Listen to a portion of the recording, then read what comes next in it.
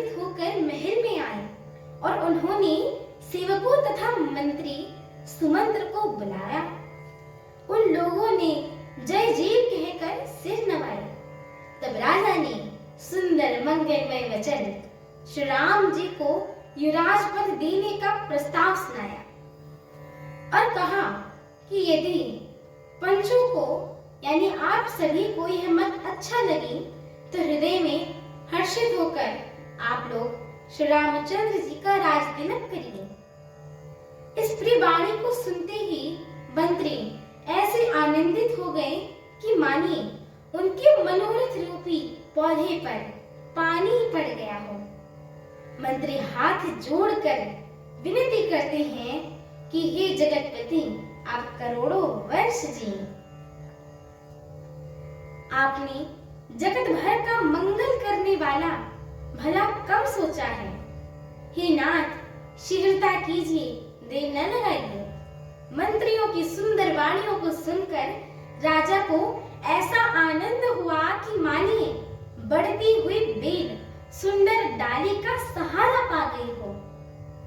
राजा ने कहा श्री रामचंद्र के राज्याभिषेक के लिए मुनि वशिष्ठ जी को जो जो आज्ञा हो आप लोग वही सब तुरंत कीजिए। मुनिराज ने हर्षित होकर कोमल वाणी से कहा कि संपूर्ण श्रेष्ठ तिथियों को जल ले आओ। फिर उन्होंने औषधि, मूल, फूल, फल और पत्र आदि अनेकों मांगलिक वस्तुओं के नाम गिनकर बताए। चवर, मृग चर्म, बहुत प्रकार के वस्त्र, असंख्य जातियों के ऊनी और रेशमी कपड़े, नाना प्रकार की मणियां, रत्न तथा और भी बहुत सी मंगल वस्तुएं जो जगत में राज्याभिषेक के योग्य होती हैं, सबको मंगाने की उन्होंने आज्ञा दे दी। मुनि ने वेदों में कहा हुआ सब विधान बताकर कहा कि नगर में बहुत से मंडप सजाओ, फूलों समेत आम, सुपारी और केले के वृक्ष गलियों में चारों ओर रोप दो। सुंदर मणियों के मनोहर चौक बुलाओ और बाजार को तुरंत सजाने के लिए कह दो। श्री गणेश जी, गुरु और कुल देवता की पूजा करो और भूदेव ब्राह्मणों को सब प्रकार से सेवा करो। ध्वजा, पताका, तोरण, कलश, घोड़े, रथ और हाथी सबको सजाओ।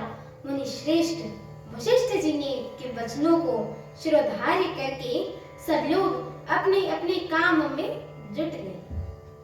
हमारे आगे की श्री राम कथा को सुनने के लिए हमारे चैनल को लाइक, शेयर, सब्सक्राइब एवं कमेंट अवश्य करें। एवं आप सभी सनातन प्रेमियों से हम दोनों बहनों की एक छोटी सी विनती है कि कृपया आप सभी हरि भक्त हमारे श्री रामचरितमानस जी के इस पाठ को ना पूरा सुना करिए, क्योंकि स्वयं श्रीमद गोस्वामी तुलसीदास जी महाराज ने कहा है कि जो भी नर नारी, मनुष्य, जीव जंतु, पशु पक्षी प्रभु श्री रामचरितमानस जी के इस मंगल पाठ को सुनते हैं, गाते हैं, श्रवण करते हैं, उनके जन्म जन्मांतर के सारे पाप नष्ट हो जाते हैं।